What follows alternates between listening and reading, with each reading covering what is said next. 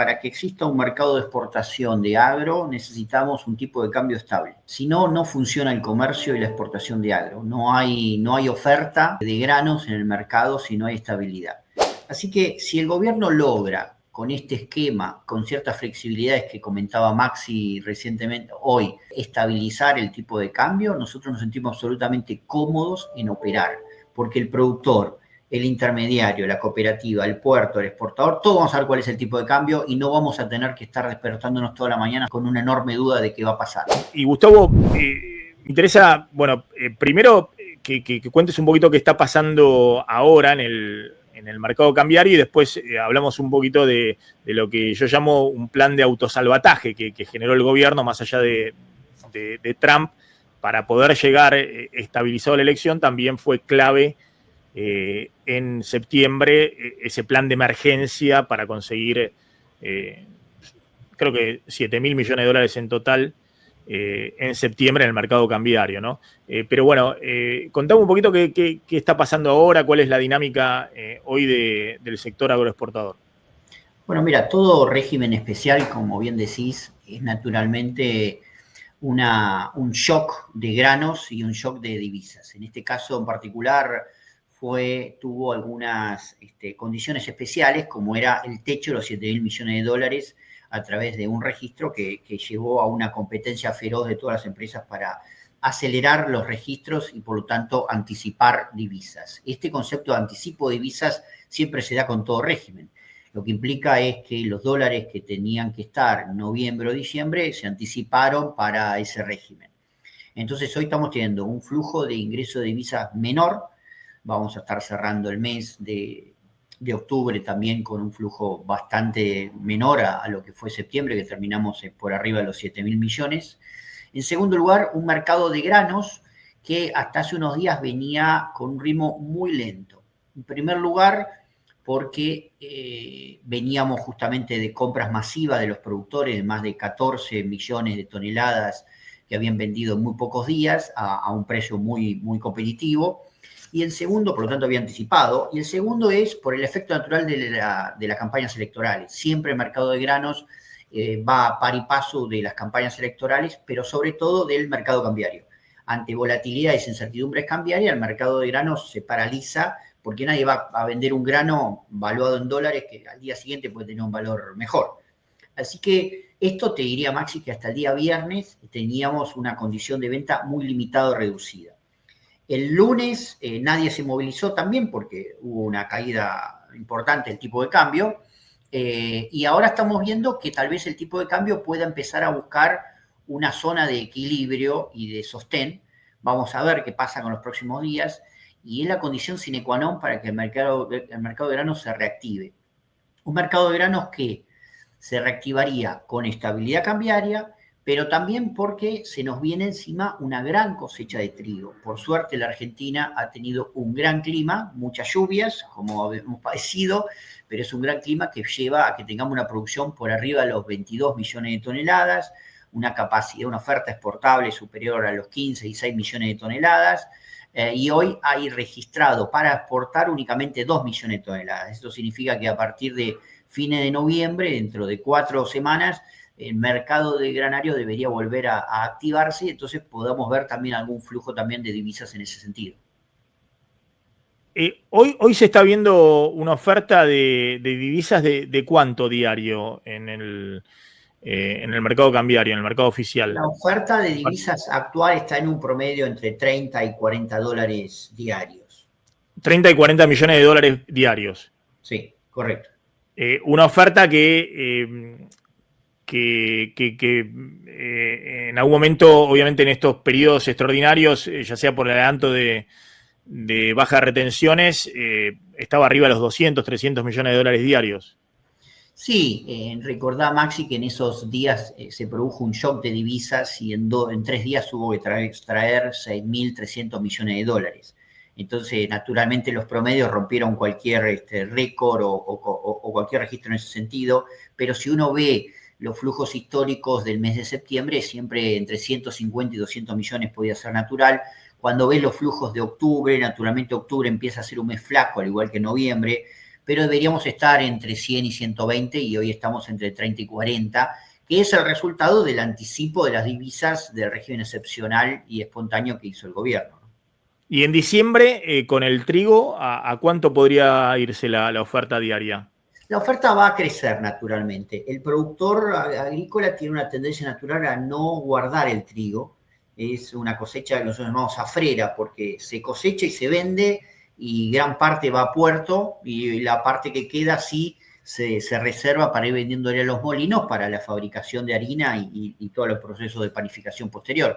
Pero esos son 6 millones, máximo 7 millones de toneladas al año que Argentina consume de trigo y el resto se exporta y ahí los productores van a tener una posición de venta. Argentina como mercado exportador tenemos la expectativa de crecer y recuperar parte del sudeste asiático que hemos perdido por malas cosechas.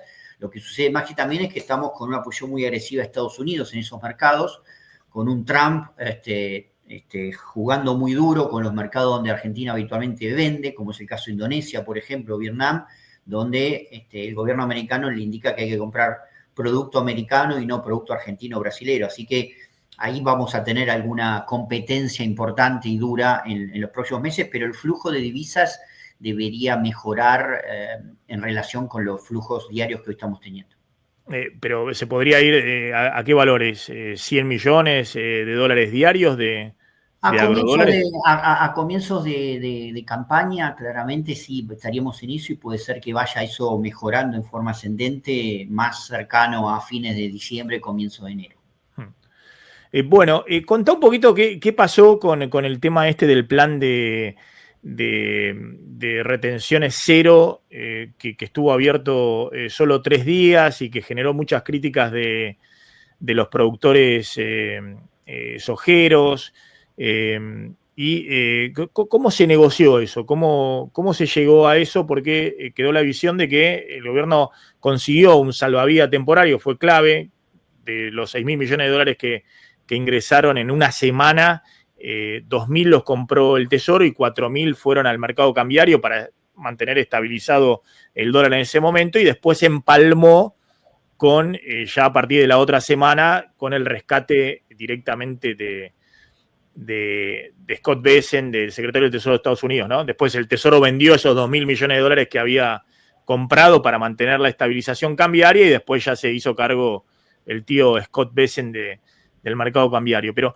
Pero ¿cómo fue negociado eso? ¿Fue esa una propuesta del gobierno? ¿Cómo se hizo eso y cuál fue el saldo, digamos? Porque hay mucho enojo en el productor agropecuario, tiene la idea de que la vio pasar, de que bajaron a cero las retenciones y que se llevaron las cerealeras la porción más grande de la torta. Sí, a ver, claramente el gobierno siempre tiene una visión de que las retenciones son un impuesto distorsivo y tiene que buscar la forma de bajarlas, reducirlas. Lo dijo el presidente en muchísimos lugares y el ministro de Economía también.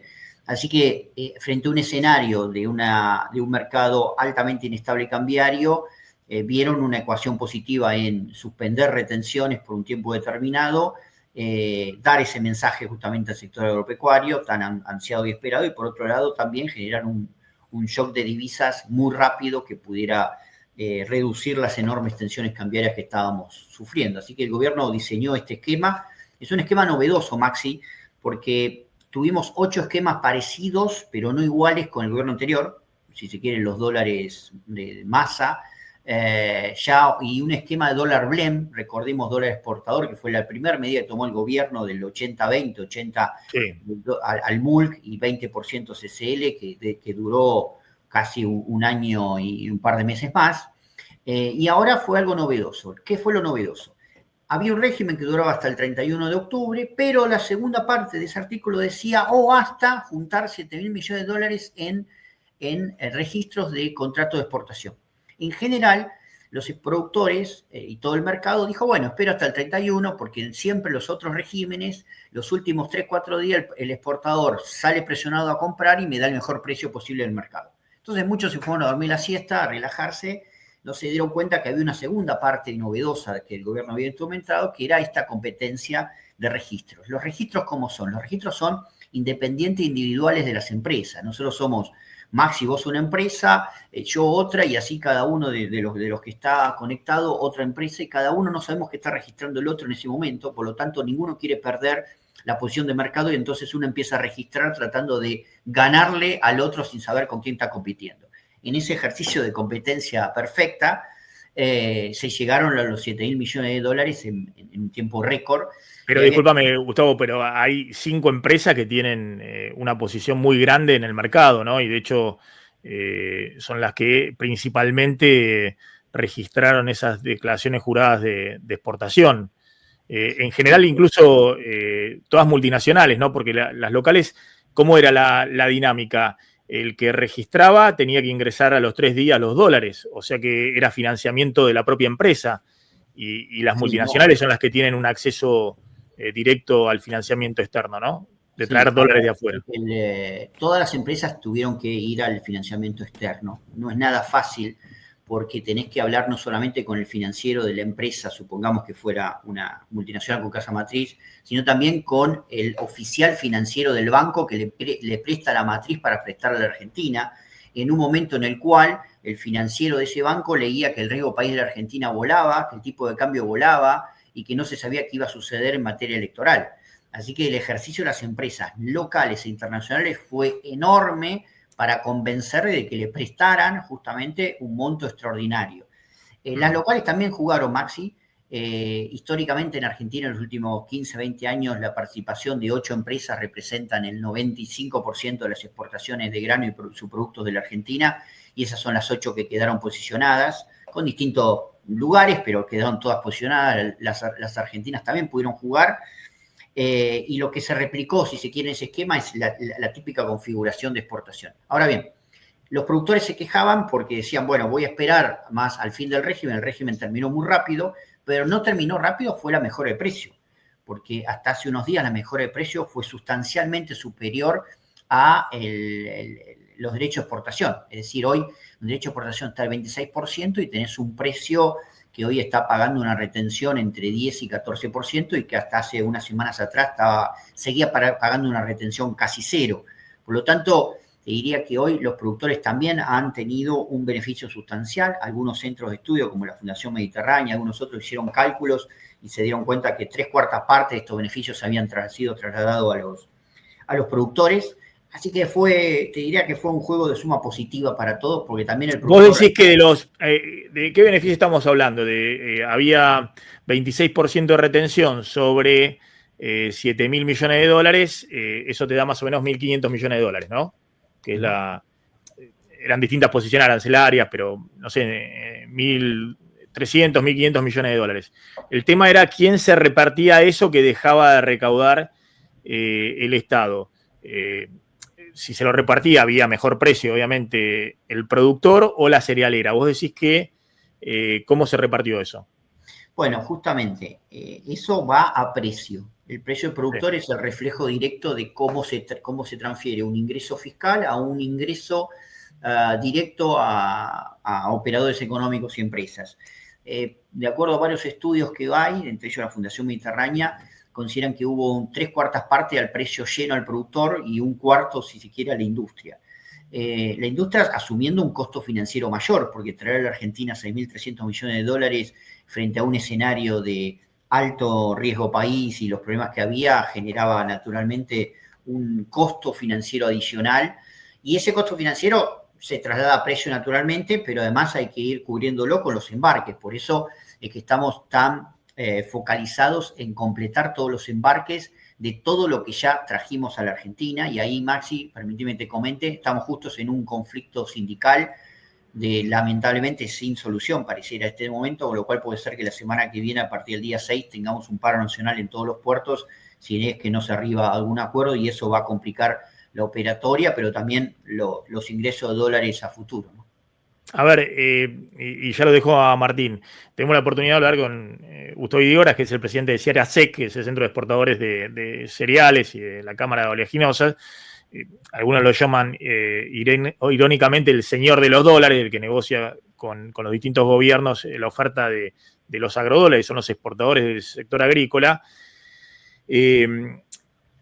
Muchos planteaban en esta discusión que hubo con este plan, que en realidad fueron nada más que 3 días y se presentó tan rápido, sobre todo en el último día, porque el equipo económico hizo esto, que fue algo totalmente de emergencia, pero por otro lado salieron las críticas de los productores sojeros norteamericanos a presionar sobre Trump y sobre Scott Bessent, y hubo una señal muy clara de Scott Bessent diciendo esto se tiene que terminar, y eso fue lo que generó que el régimen durara nada más que 3 días y que ante esa situación, en acuerdo con el gobierno, las cerealeras más importantes presentaron todas las declaraciones juradas rápidamente porque sabían que Estados Unidos le bajaba el pulgar a este régimen excepcional. A ver, Estados Unidos es un competidor de la Argentina, al igual que Brasil. Estados Unidos, los agricultores americanos están discutiendo con Trump una nueva ley de subsidio agrícola para duplicar el subsidio por precio a los productores porque perdieron el mercado chino. Y están pidiendo justamente 21 millones de dólares que Trump no les quiere dar o no lograron todavía acordar. Y justo en ese momento que estaban pidiendo ellos 21 millones de dólares, Bessent anuncia 20.000 millones de dólares para la Argentina en swap en la primera etapa. Eso, en segundo lugar, Argentina baja, elimina, suspende los derechos de exportación. Eso genera una caída del precio de Chicago de manera muy importante y Argentina se transformó por unas semanas en una especie de, perdón que diga la marca, de oferta supermercado Coto. Éramos el país más barato del mundo. Nadie le compraba a Estados Unidos durante muchas semanas, no le compró nada. Ni maíz, ni trigo, ni soja, ni harina, ni aceite. Todo venían a comprar a la Argentina porque un país proveedor que salió a ofrecer muchísima mercadería y a gran volumen y a un precio bajo. Entonces, ¿qué hicieron los agricultores americanos? Dijeron, Trump no nos da plata, no nos subsidia, pero aparte se la regala, en términos figurativos, a los argentinos para que hagan estas cosas para sacarnos del mercado internacional. Bueno, la reacción fue fuerte, fue dura.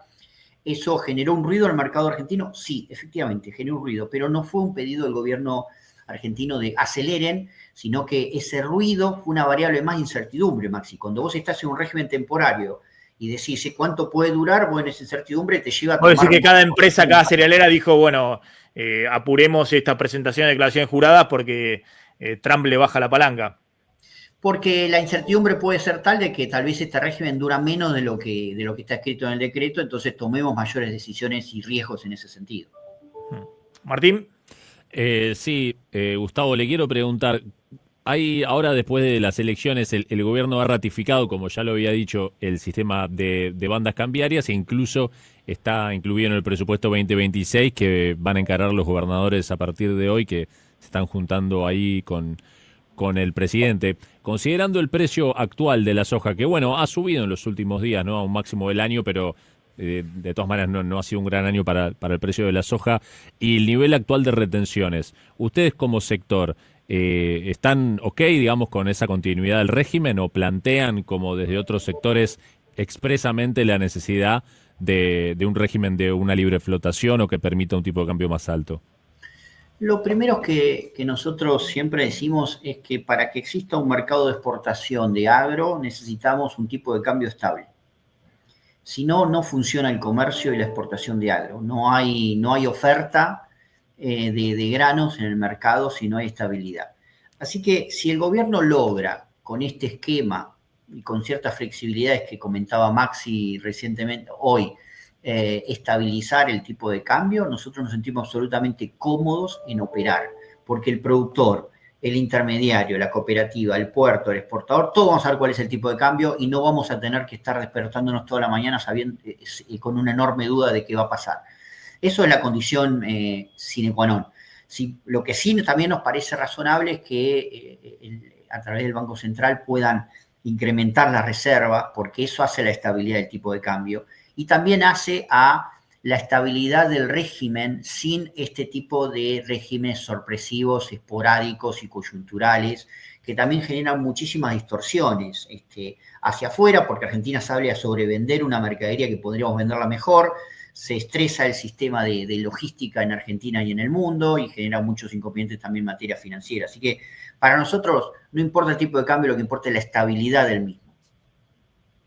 Ahora, justamente uno plantea la estabilidad del tipo de cambio, ¿no? Pero si la Argentina va a un régimen de tipo de cambio flotante, que todos dicen sería lo deseable, que como tienen todos los países de la región, ¿cómo se condice eso con un sector exportador que todavía está muy concentrado en el sector agroexportador, ¿no? Que son responsables, no sé, más del 40% o el 40% del total de exportaciones.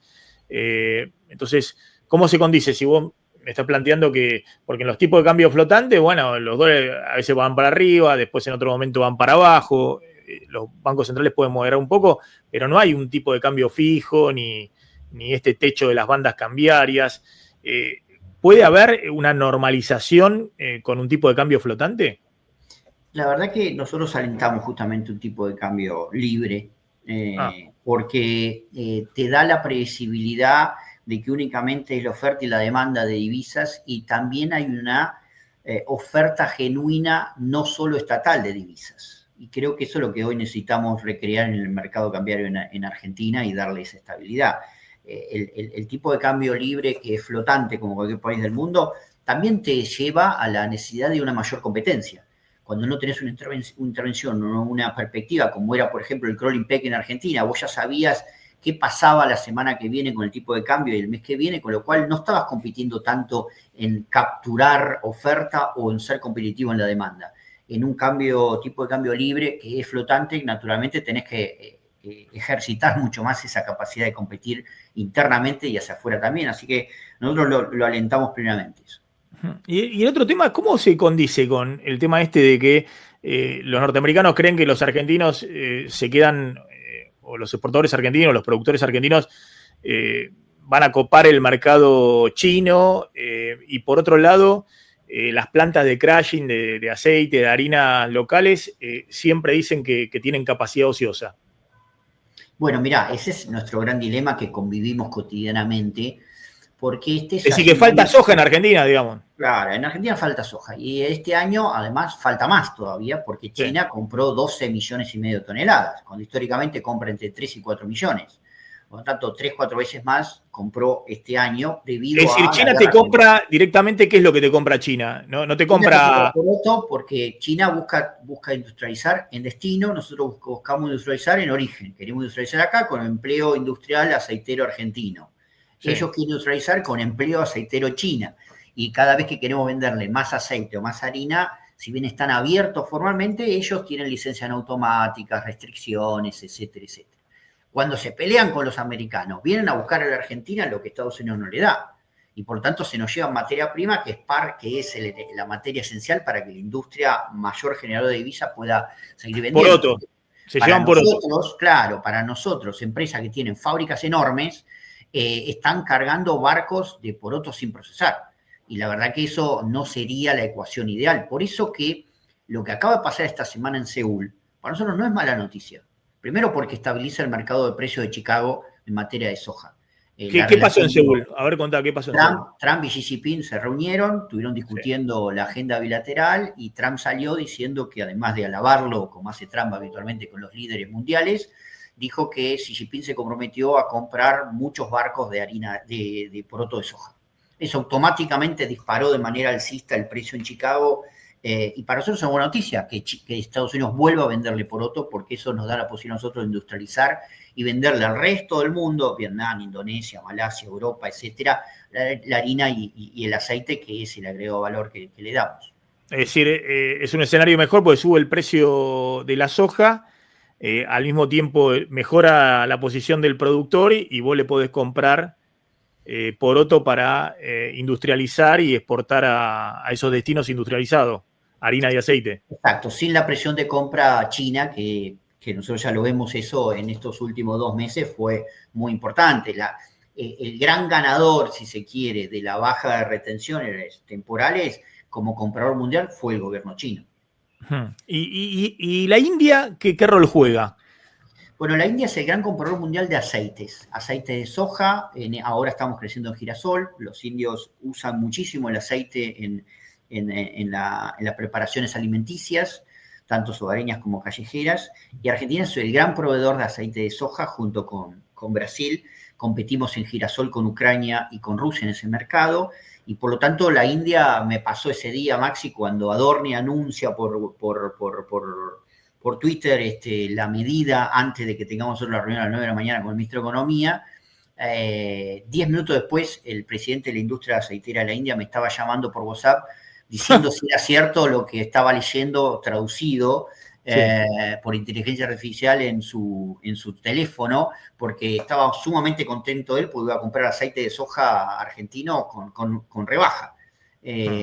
Así que no, el impacto que tiene una medida en Argentina es global. El mundo se reacciona en base también a muchas de estas medidas que podamos tener y por eso los agricultores americanos también quedaron tan descontentos. Te hago las últimas dos. Una, ¿por qué Brasil creció tanto en el mercado de soja y también Paraguay, digamos, ¿no? Pero Brasil le sacó tanta distancia a la Argentina, ¿no? Que de hecho los norteamericanos, hay muchísimos reportes que están todos enojados ahí en Texas, no sé, en Wyoming, aparecen en los noticieros con el sombrero de cowboy por el tema de la carne vacuna, por el beef y también por la soja, ¿no? Pero hablan mucho de Brasil, dicen, no, porque Brasil nos robó todo el mercado, está full con los chinos.